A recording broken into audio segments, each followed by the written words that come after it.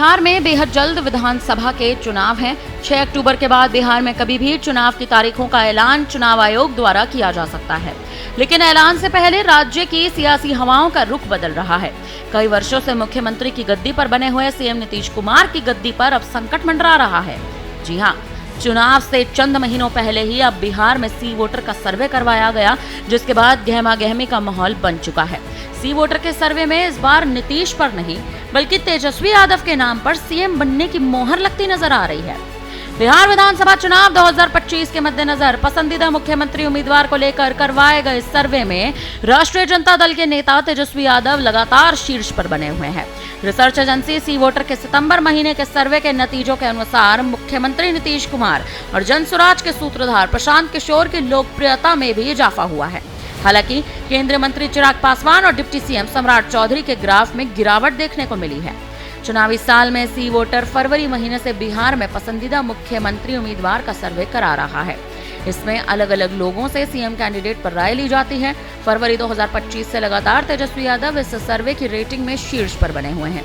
हालांकि उनकी रेटिंग 40% से गिरते गिरते अगस्त में 31.3% हो चुकी है, मगर सितंबर में फिर से तेजस्वी की रेटिंग में उछाल आया और ताजा सर्वे में 35.5% पहुंच गई।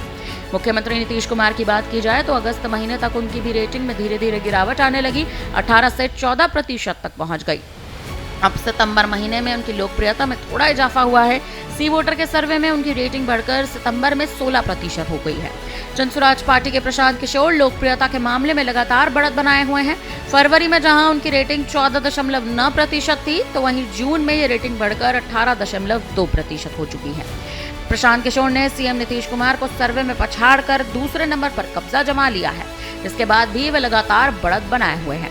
सितंबर महीनों के नतीजे में उनकी रेटिंग 23.1% हो चुकी है। लोजपा रामविलास के मुखिया एवं केंद्रीय मंत्री पसंदीदा सीएम कैंडिडेट के सर्वे में 9.5% रेटिंग के साथ चौथे स्थान पर हैं। उनकी रेटिंग में लगातार उतार चढ़ाव देखने को मिल रहे हैं।